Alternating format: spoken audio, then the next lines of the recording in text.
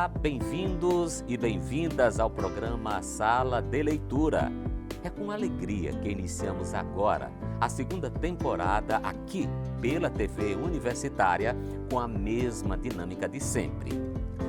Você vai ter indicação de leitura, de literatura, assuntos voltados para a formação do leitor, entrevista com escritores, ilustradores, contação de histórias e muito mais. Não saia daí, nosso programa está só começando. O que é leitura? O que significa ler? Ler, do latim legere, significa colher, apanhar e recolher. Portanto, é como se colhesse ali um sentido ou atribuísse um sentido ao texto. Falar sobre leitura e não citar Paulo Freire seria ignorar a contribuição que ele ofereceu ao imenso campo que se formou a partir de suas considerações tornadas célebres, quando disse: a leitura do mundo precede sempre a leitura da palavra. E a leitura desta palavra implica continuidade da leitura daquele mundo. Maria Helena Martins, no livro O que é Leitura, é partidária da concepção freiriana e afirma que é preciso considerar a leitura como um processo de compreensão de expressões formais e simbólicas, não importando por meio de que linguagem. Assim, o ato de ler se refere tanto a algo escrito quanto a outros tipos de expressão do fazer humano, caracterizando-se também como acontecimento histórico e estabelecendo uma relação igualmente histórica entre o leitor e o que é lido. Então, ler é atribuir sentidos, dar um significado ao texto e, por fim, é compreender. Nosso programa foi às ruas para saber das pessoas o que elas entendem por leitura. Veja. É a maneira de tornar o ser humano muito mais do que uma caixa vazia. Porque é a maneira de você pensar e refletir em se tornar alguém, se tornar uma pessoa, ter consciência de quem você é, consciência de quem você pode se tornar e o que significa existir nesse mundo. Para mim, no caso, a leitura ela se encaixa para entender, no caso, sobre o que é o mundo e o que está acontecendo nele. Mas também como uma forma de diversão, porque você, através por exemplo, da leitura de um mangá, você pode imaginar como se você estivesse vivendo aquela história. Então, ela enriquece o ser e faz muito bem pro cérebro, aumenta seu vocabulário. Tem vários outros benefícios. Deixa mais inteligente, né? Pois é, cada um tem uma forma de enxergar a leitura. E o melhor, a importância que o ato de ler tem em suas vidas. Realizada em agosto a 11ª Feira de Livros e Quadrinhos de Natal, a FLIC, a repórter Ogla Giovana foi conferir de perto a feira. Confira na reportagem. Crianças, adultos e idosos, não importa a geração. Na verdade, o que importa é gostar de literatura, quadrinhos e cultura. São mais de 100 horas de programação no maior evento literário do Rio Grande do Norte e um dos principais do Nordeste. Muitos escritores potiguares marcam presença na FLIC, como é o caso de Cassiano Vidal. Para ele, a FLIC é um grande evento para a literatura potiguar. Para mim, para todo escritor, representa muito, porque é um instante que a gente tem de contato com as pessoas que compram livros, que gostam de ler, mas principalmente na feira, a gente sabe que as pessoas que vêm aqui estão interessadas em livros. Porque, assim, não é todo mundo que gosta de ler, é uma minoria, digamos assim, mas essa minoria se reúne aqui presencialmente. Então, a feira tem um papel fundamental para que o leitor possa conhecer o trabalho do autor, do escritor, mas possa conhecer até alguns escritores. Por isso que eu acho fundamental isso, sensacional, presencial. É muito diferente a gente falar de um escritor de um livro que a gente não está vendo ali, não está tendo contato com os dois. A feira possibilita isso. A Flic também é palco para muitos escritores potiguares divulgarem seus livros. É a primeira vez que o escritor Breno Araújo, autor do livro Registro de um Nerd Autista durante a Pandemia, expõe seu livro na Flic e oferece sessão de autógrafos. Meu livro fala sobre a minha experiência nesse período agora de recente pandemia. Eu falo sobre esses assuntos, eu falo da minha experiência pessoal, os filmes que eu vi em Netflix, os assuntos que ele estava abordando, vários assuntos, é bem variado e bem eclético assim. Eu acho que você vai gostar. Para Breno, escrever representa uma liberdade. E para muitos, não só a escrita, como também a leitura, possui um significado importante. A leitura faz com que você tenha mais facilidade de aprender, né? Alguns alunos até me perguntam, professor, como é que eu aprendo mais, né? E eu respondo a mesma coisa, leiam, tá? A leitura desenvolve o seu raciocínio, né? Faz com que você tenha mais facilidade para aprender e faz com que você tenha um senso crítico mais desenvolvido, que é o que infelizmente está em falta no nosso país. Marcando muitas gerações e sendo uma porta de entrada para a leitura, os quadrinhos surgiram no fim do século XIX. Mas, até hoje, os quadrinhos tomam forma e ganham vida, conquistando todos os tipos de públicos. Ilustralu é um artista potiguar e uma das maiores referências na área dos quadrinhos. Fez tudo por mim, quadrinho é tudo pra mim. Inclusive, eu acho que é uma das maiores artes assim que cativam e que encantam, tanto quanto o cinema, tanto quanto qualquer outro tipo de arte. Eu acho que o quadrinho é o mais, assim, de todos. Maravilhoso. Eu não conhecia ainda, eu fiquei conhecendo esse ano. E estou trazendo ela para conhecer também. Em sua 11ª edição, a Flic é um dos principais eventos de quadrinhos do Nordeste, tendo como principal objetivo o incentivo à leitura de quadrinhos e à produção literária.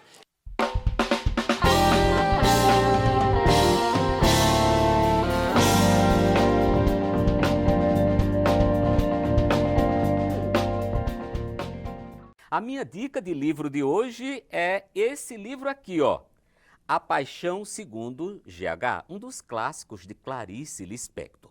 A narrativa é um fluxo de consciência, sabe? Contada em primeira pessoa, em que a protagonista se defronta com os seus medos, angústias, numa espécie de crise existencial. A partir de uma cena inusitada com a simples morte de uma barata, presa na porta do quarto da ex-empregada de GH, a personagem vai criando, digamos, uma expectativa de todas as sensações que envolvem seu estado emocional. Portanto, a minha indicação de leitura, Clarice Lispector, A Paixão segundo GH. Vale a pena ler.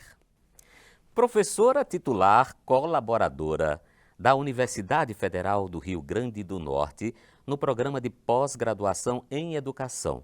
Doutora pela Universidade de Londres, já escreveu vários livros sobre educação, literatura e leitura, como este aqui, que é um best-seller, Estão Mortas as Fadas. Eu estou falando de Marli Amarília, nossa entrevistada de hoje. Marli, estão mortas as fadas no contexto da educação brasileira? Seja bem-vinda, querida. Muito obrigada, agradeço o convite. Estou bastante afetada por estar aqui neste momento com você, com a sua equipe da TVU, da nossa televisão, que é um orgulho para o nosso estado, né, e que divulga a leitura através do seu programa e de outros situações que estão sempre reportando, como você falou aí da Flic, né? Então, as fadas estão vivas porque existem os leitores das fadas, né? E elas nos atingem emocionalmente, socialmente, na nossa existência. Você acabou de falar da Clarice, né? E a Clarice foi uma grande fada, né? E ela nos comove. Eu estive recentemente assistindo uma exposição em São Paulo sobre a obra dela e sobre ela. Eu até tirei fotografia da maquininha de escrever dela, né? E, então é uma pessoa que trouxe para a gente uma outra dimensão da língua, da experiência, dos afetos, transportando isso para o mundo da linguagem, né? Ela é uma escritora muito introspectiva, né? Ela trabalha com os sentimentos sem muito controle racional, assim, digamos, de uma sintaxe muito fechada, né? O que não impede de ser compreendida, porque justamente ela nos afeta na nossa humanidade. Né? Marli, eu acompanho desde muito tempo as suas pesquisas no campo da literatura, da educação, da leitura. Qual o cenário que nós poderíamos mapear sobre as práticas de leitura nas escolas no Rio Grande do Norte, hein? Pois é, Adriano, muito boa essa pergunta, que é uma questão que a gente está preocupado, assim, como grupo, né? Porque eu quero falar sempre que nós temos um grupo de pesquisa, né? O Ensino e Linguagem, e a gente faz pesquisa com um grupo, em que se incluem os alunos de pós-graduação, como você fez parte. Eu fico, assim, um pouco angustiada quando eu vejo que existem alguns núcleos muito ativos, né? Pessoas que trabalham mesmo, que promovem, escolas que se envolvem, né? E outras que a gente não consegue ver essa mobilização. Eu penso que a gente ainda não conseguiu uma rede, né? Uma unidade que seja mobilizada por meio de uma rede. A gente tem instâncias especiais, projetos especiais de escolas que atuam, que fazem festival de leitura, eu não quero citar, né? Você conhece. Fazem festival de leitura, convidam escritores. Nós temos escritores que visitam as escolas, você é um deles, que eu acompanho, eu vejo que você, lá nas redes sociais, hoje esteve em tal escola, a escola leu a sua obra, discutiu, isso é muito bonito, muito importante. Quando eu cheguei no Rio Grande do Norte não existia isso, né? Então, hoje eu fico feliz que existem esses movimentos, mas eu penso que a gente ainda não tem uma rede, precisávamos nos articular mais. Pois é, aí é nessa direção, Marli, que eu ia lhe perguntar, não é? Bom, no campo das políticas de leitura, a gente sabe que é preciso cada vez mais que a gente enxergue muito mais um horizonte mais alargado. Além disso, o que é que você acha que está faltando entre os colegas professores e professoras? O que é que você acha, Marli? O ponto crucial, Adriana, é a formação. Nós temos uma batalha, eu digo que é uma batalha, dentro do programa de pós-graduação e do curso de pedagogia, que é a inserção da literatura na formação do pedagogo. Por quê? Porque o pedagogo é o primeiro professor das nossas crianças, é o que vai atuar na educação infantil, nas primeiras séries, nos primeiros anos do ensino fundamental e também na EJA, né, na educação de jovens e adultos. Se eles não têm essa formação, que não são acordados e sensibilizados para a literatura, é difícil fazer um trabalho na escola sem formação. E um outro aspecto é dar continuidade. A universidade não acolhe todas as pessoas que querem ser professoras, professores. Não tem vaga, né? Então, aí a gente esbarra numa questão da expansão da universidade, de recursos, de políticas mesmo, de expansão do ensino superior. Depois, nós temos também que ter articulações que deem continuidade por meio de formação, porque o professor precisa de formação contínua. E eu estou falando, quando eu digo de formação contínua, eu digo assim, de encontrar com um colega e ler um livro junto, para alimentar a sua perspectiva de leitor. Sim. E não ele ser simplesmente refém do repertório que ele tem que dar para o seu aluno.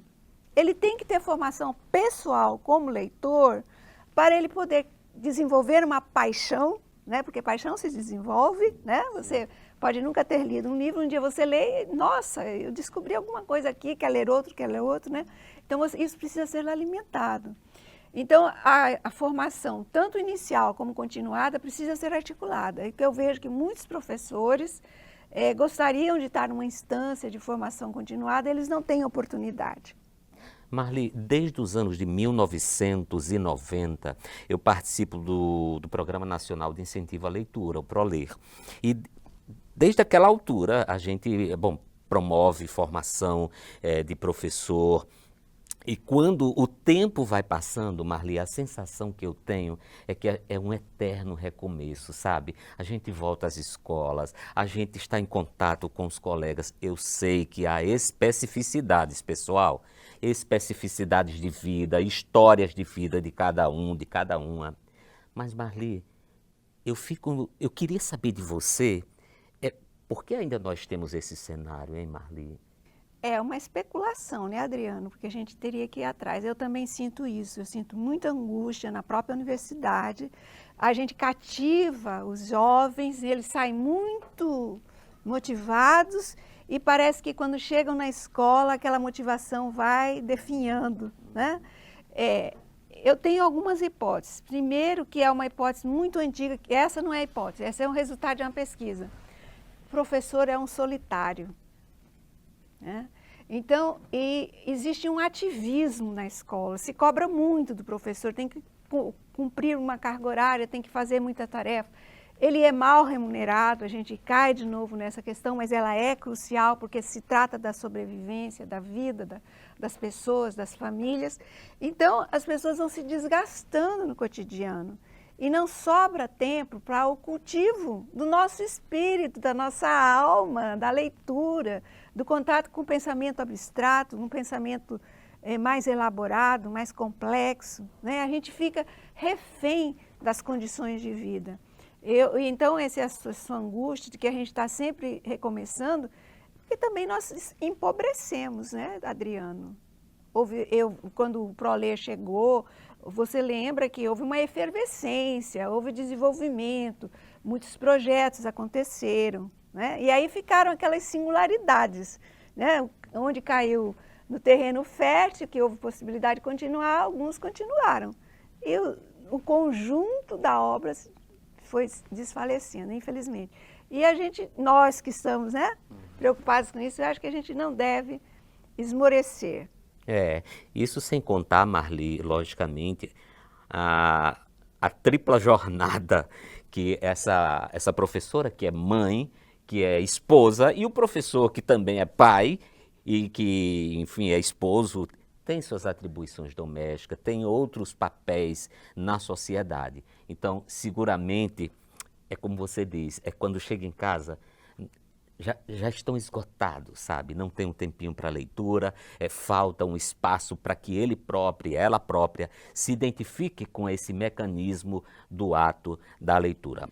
Marli, também uma das suas pesquisas, juntamente com toda a sua equipe, diz respeito às práticas de leitura como hábito ou como uma satisfação, um prazer. Richard Bamberger, um autor, já dizia que a leitura é de fato um hábito. Eu queria saber de você, a leitura é um hábito, é um prazer, uma satisfação? O que é que você me diz? Bem, o Bamberger teve muita penetração no Brasil, no momento que nós não tínhamos pesquisas especificamente sobre as práticas de leitura. Então, esse conceito de hábito foi muito bem aceito, foi acolhido, o livro dele foi publicado várias vezes, né?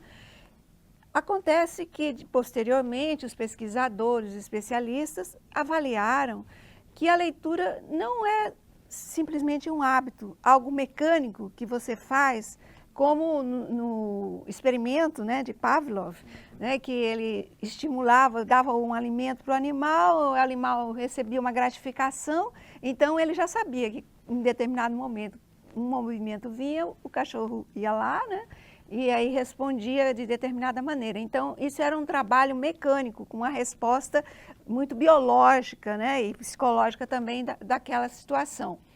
E os especialistas concluíram que a leitura é mais do que isso, né? Que não é possível fazer leitura simplesmente por uma prática mecânica, como você escova os dentes, você aprende a escovar os dentes, aí levanta de manhã e vai lá fazer a higiene bucal. Então, o que acontece? A leitura precisa de pensamento. Sim, tem uma etapa, por exemplo, do aprendizado da língua enquanto código, né? Aprender o A, o B, o abecedário, a combinação das sílabas, a formação das palavras. Nós precisamos aprender esse código, que tem interpretações diferentes conforme a língua. Em português você pronuncia o A de uma determinada maneira, no francês tem outras pronúncias, no inglês também, e sucessivamente. Então, o que ocorre é que não é possível efetivamente ler no sentido de ser um processo de atribuição de significados, né?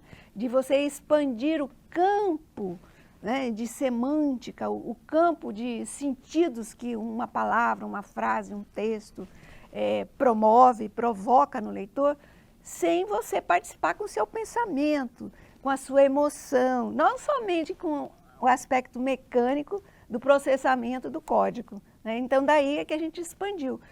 E nesse processo, o afeto, os afetos, né, o prazer, porque é fundamental. Na teoria da estética da recepção, por exemplo, se diz que o primeiro passo, o primeiro processo desencadeado de um texto para um leitor é o afetivo. Se o texto não te toca afetivamente, ele não comunica. Então você abandona, né? Você começa, eu não fui tocado de alguma maneira afetivamente, principalmente no texto literário, né? E aí você... Nessa situação, o problema está no leitor que não conseguiu continuar a leitura ou está no livro, Marli? Excelente pergunta. Ninguém nasce leitor, ele precisa ser mediado, né? Então, eu tive livros que eu abandonei num determinado momento da minha vida. Depois eu falei, não, eu tenho que encarar essa leitura. E aí eu resolvi. Um texto literário pode ser um desafio, qualquer texto, um texto informativo, um texto de jornal, uma peça de teatro, uma tela, né? Vamos falar que a leitura linguagem, lembrando a Maria Helena Martins, que nos deixou recentemente, querida amiga. Então, a leitura exige um esforço, né? Esforço cognitivo. Então, senão a gente abandona. Não me tocou, pronto. Eu acho que esse é o leitor que está se iniciando, né? Mas para ele avançar, ele precisa da mediação.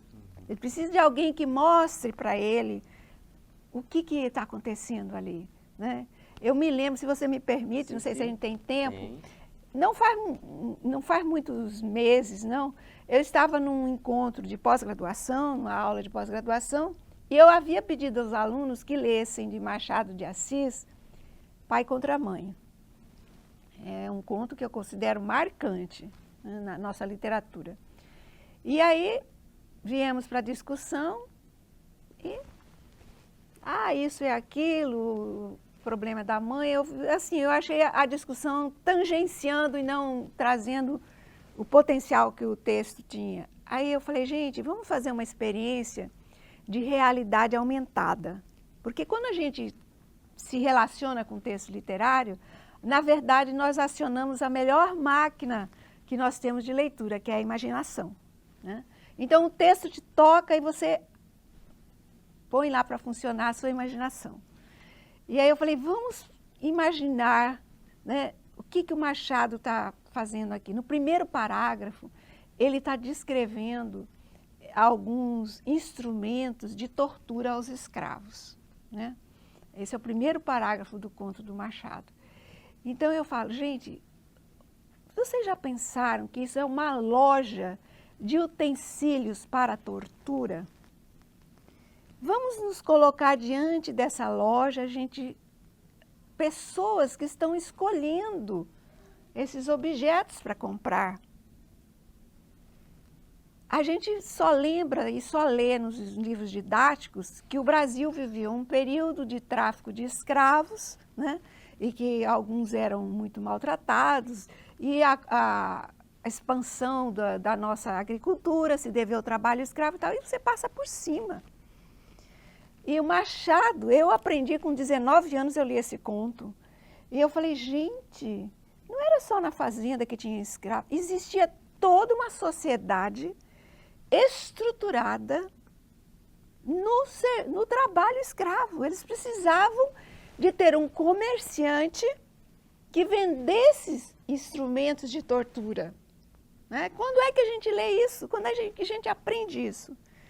Aí, quando eu comecei a falar, vamos olhar, olha o que vendia, máscaras, porque alguns eram muito falantes, alguns escravos gostavam de beber, então tinham máscaras que cobriam a boca, né?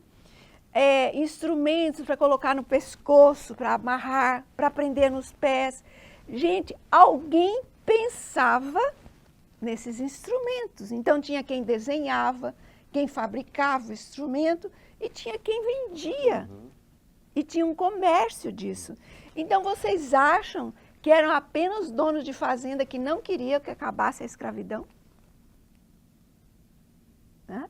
E sendo que o personagem principal da história, ele tinha como profissão caçar escravos fugitivos. Né? Então, vamos ler com a lente de imersão no mundo que o Machado nos traz. Eu até hoje me arrepio, né, de lembrar disso. O que foi para mim uma revelação de uma sociedade baseada na escravidão. É muito pouco que os livros didáticos dizem, né? Então, mas para fazer a leitura do Machado, que eu estou aqui, né, fazendo rapidamente algumas insinuações, essa minha aluna de pós-graduação precisou ser mediada. E ela não era uma iniciante, era uma aluna de pós-graduação. Né? E ela falou, professora, depois que a senhora falou isso, que eu me acordei, meu Deus, que coisa linda esse texto do Machado. Aí eu pergunto para você, o problema é do texto? Que interessante, que inclusive é outro trabalho de pesquisa que você realizou, não é? A questão da mediação, a importância e a necessidade da mediação dentro de um ambiente, né, coletivo de aprendizagem que acontece, por exemplo, no ambiente de sala de aula e tudo mais, né, Marli? Mas olha, já estamos finalizando o nosso programa, mas antes eu queria falar de um evento que já se tornou conhecido nacionalmente, que é chancelado pelo seu núcleo e coordenado por você, que é o CEL, que já está na 9ª edição, que é o Seminário Educação e Leitura. Marli, como é que está o CEL este ano, por favor? Bem, o CEL ele está oferecendo para toda a comunidade nacional. Pela primeira vez nós vamos fazer a experiência do evento totalmente online, com 3 turnos, porque havia uma demanda, alguns professores, né, trabalham de manhã à tarde, e aí nós abrimos espaço à noite vamos ter 20 minicursos com professores especialistas do Brasil inteiro. O CEL cobre todas as regiões do Brasil, trazendo seus especialistas. Nós vamos ter palestras interessantíssimas, vou destacar alguns nomes, perdoe se eu esquecer alguns. Nós vamos trazer o grande escritor Júlio Emílio Braz, que é um escritor que já publicou 180 livros de literatura infantil juvenil. Ele foi roteirista de histórias em quadrinhos, ele já recebeu prêmio na Áustria, recebeu o prêmio Jabuti e ele é pouco estudado. Né? Então, como o tema do CEL é debatendo a cor do silêncio, é a questão do racismo, que nós nos deparamos numa situação de sala de aula e isso motivou o projeto, então nós focalizamos como tema deste CEL, deste 9º CEL, o racismo e a leitura da literatura negra, que também não é lida na sala de aula, né, para proporcionar formação desde criança, né, para essa visão mais ampla da nossa sociedade. Nós temos a palestra do professor Eduardo Assis, que é um grande especialista em literatura brasileira, justamente na vertente afro, né, que é a linguagem que ele usa. Ele já foi nosso professor. E nós temos o escritor congolês, que é professor na USP, Munanga. Professor Munanga, ele vem desenvolvendo um trabalho muito importante. Ele é sociólogo de formação, mas ele tem vários livros publicados e uma postura muito ativa como intelectual e como também militante da causa do negro, né? Então ele vai estar encerrando o CEL e nós convidamos a todos os seus espectadores, né, que participem. As inscrições estão abertas para apresentação de trabalhos até o dia 16 de outubro e para inscrição como ouvinte até o dia 9 de novembro. O evento acontece de 16 a 18 de novembro. Ótimo. Então, olha, vocês estão acompanhando aí, né, no rodapé, Todas as informações estão presentes nesse link, tá? Então vamos prestigiar este evento que é extraordinário, eu já participei e sei como é que é. Marli, então qualquer pessoa pode participar ou tem um público-alvo específico? Não. Qualquer pessoa que estiver interessada em leitura, em conhecer o escritor Júlio Braz, em conhecer mais a discussão que está sendo feita na área da literatura negra infantil, afro.